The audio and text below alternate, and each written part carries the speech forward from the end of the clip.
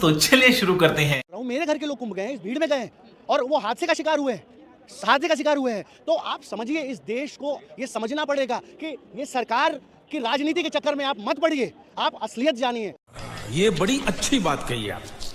मैं धीरेंद्र शास्त्री से पूछना चाहता हूं कि धीरेंद्र शास्त्री जी, आप बताओ कि क्या आपके परिवार का आदमी कोई उस भगदड़ में मर जाएगा? क्या आप खुद वैसे मरना चाहोगे? मैं तो नहीं चाहूंगा कि मेरे देश का कोई आदमी इस तरीके की भगदड़ में मौत मरे। मैं कदापि नहीं चाहूंगा। ये धीरेंद्र शास्त्री चाह सकता है कि वहां से उसको मोक्ष मिल जाता है। ये शर्मनाक है। ये लोग बाबा कहलाने लायक नहीं है। अरे बाप रे, ये तो धोती खोल रहा है। आप देखिए, वहीं अंबानी जाता है, तमाम वीआईपी जाते हैं, तमाम देश के बड़ी बड़ी हस्तियां जाती हैं, उनको खरोच तक नहीं लगती है। और इस देश का गरीब किसान मजदूर आम आदमी जाता है कुंभ में ये उम्मीद करके कि मैं जो है कुंभ नहाऊंगा और वो जो है भेड़ बकरियों की तरह से, अभी आप ये भीड़ देख रही है ना, अभी स्पेशल ट्रेन यहीं दिल्ली में लगेगी और भेड़ बकरियों की तरह, जानवरों की तरह ठूस करके भीड़ को भेजा जाएगा। और अभी तो रुको, क्लाइमैक्स अभी बाकी है। आप देखिए, वहीं अंबानी जाता है, तमाम वीआईपी जाते हैं, तमाम देश के बड़ी बड़ी हस्तियां जाती हैं, उनको खरोच तक नहीं लगती है। और इस देश का गरीब किसान मजदूर आम आदमी जाता है कुंभ में ये उम्मीद करके कि मैं जो है कुंभ नहाऊंगा और वो जो है भेड़ बकरियों की तरह से, अभी आप ये भीड़ देख रही है ना, अभी स्पेशल ट्रेन यहीं दिल्ली में लगेगी और भेड़ बकरियों की तरह, जानवरों की तरह ठूस करके भीड़ को भेजा जाएगा। तो आप बताइए, ये किस, कहाँ, ये कौन सी व्यवस्था है? Good question, you are a good question. ये जो डॉगमेटिज्म है, डोमेंस्ट्रेटिव डॉगमेटिज्म है रिलीजन का, ये क्या आप दिखाना चाह रहे हो?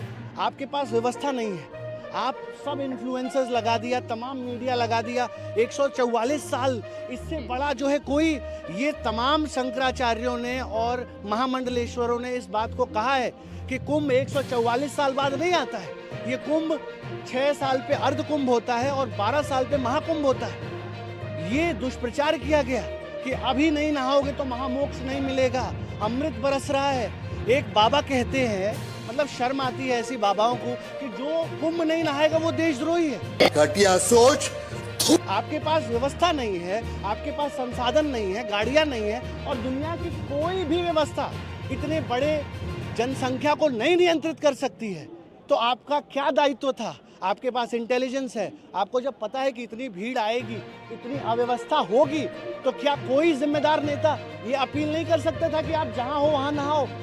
बात तो सही है। आप ये बताइए, पिछले अभी कुंभ में कुछ दिन पहले लोग मरे हैं, उनकी चिताओं की जो है आग अभी ठंडी भी नहीं हुई कि एक और जो है भगदड़ मच गई। और ये बताइए, इस देश की जनता क्या है? आंकड़ा है, गाजर मूली है कोई? आप बताइए, इस भगदड़ में, इतनी बड़ी भगदड़ हुई, कल भगदड़ हुई, इससे पहले कुंभ में कोई महामंडलेश्वर मरा, कोई संत मरा, किसी नेता का लड़का मरा, किसी वीआईपी, किसी अंबानी अडानी के परिवार का आदमी मरा?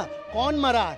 इस देश की आम जनता, गरीब किसान मजदूर मरे हैं।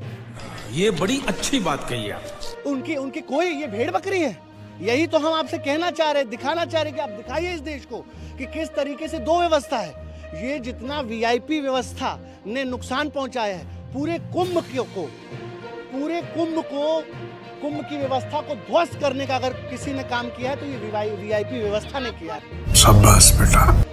बात ये है कि अव्यवस्था थी, सरकार को जिम्मेदारी लेनी चाहिए थी। आज भी, अभी भी एलएनजेपी अस्पताल लेडी हार्डिंग की जनता चक्कर काट रही है। अरे उनको लाशें तो दे दो कि वो अंतिम संस्कार कर दें, उनको लाशें तो आप दे सकते हो। मुआवजा दिया जा रहा है, कहते हैं 10 लाख देंगे, 2.5 लाख देंगे, 1 लाख देंगे, मुआवजे की बात कर रही है। उत्तर बिहार सरकार भी कर रही है। मेरी बहन, मैं आपसे कह रहा हूँ, मुआवजे से क्या इनकी जान वापस आ जाएगी? आपके लिए आंकड़े हैं, इस सरकार के लिए जनता आंकड़े हैं। ये किसी के भाई हैं, ये किसी के पिता हैं, ये किसी की बहन है। मैं इस देश की जनता से कहना चाहूँगा कि जान को हथेली पर लेकर के धर्म नहीं निभाया जाता है। और अगर जो धर्म जान को दांव पे लगा के अगर निभाया जाए तो वो धर्म जो है वो धर्म नहीं है, वो उन्माद है। अरे देखा देखी धर्म थोड़ी होता है।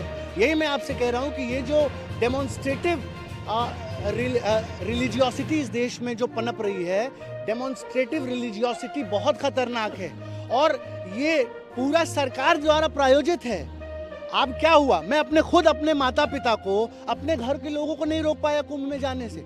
क्यों? क्योंकि 24 घंटा उनके दिमाग में रील के माध्यम से, समाज के माध्यम से ये जो डेमोन्स्ट्रेटिव रिलीजियोसिटी डाला जा रहा है, मैं अपने घर की बात कर रहा हूँ, मेरे घर के लोग कुंभ गए हैं, इस भीड़ में गए हैं और वो हादसे का शिकार हुए हैं, हादसे का शिकार हुए हैं। एक बाबा यहाँ पर कहते हैं कि मोक्ष मिल गया उन लोगों को जो प्रयागराज में जिन्होंने अपनी जान गंवाई है। मैं तो कह मोक्ष की रहा बात हूँ ये शर्मनाक है और ऐसे बाबा सनातन धर्म को जो है वो आगे नहीं ले जा सकते हैं। ऐसे बाबा सनातन धर्म पर कलंक हैं जो ये कहते हो जिनके अंदर दया ना हो। अरे संत किस लिए होता है? जिसके अंदर दया हो। मैं धीरेंद्र शास्त्री से पूछना चाहता हूँ कि धीरेंद्र शास्त्री जी आप बताओ कि क्या आपके परिवार का आदमी कोई उस भगदड़ में मर जाएगा? क्या आप खुद वैसे मरना चाहोगे? मैं तो नहीं चाहूंगा कि मेरे देश का कोई आदमी इस तरीके की भगदड़ में मौत मरे। मैं कदापि नहीं चाहूंगा। ये धीरेंद्र शास्त्री चाह सकता है कि वहां से उसको मोक्ष मिल जाता है। ये शर्मनाक है। अरे पागल है साला। ये लोग बाबा कहलाने लायक नहीं है। ये एक पार्टी के एजेंट हो सकते हैं, ये बाबा तो बिल्कुल नहीं हो सकते मेरी बहन। बैंड बज गया।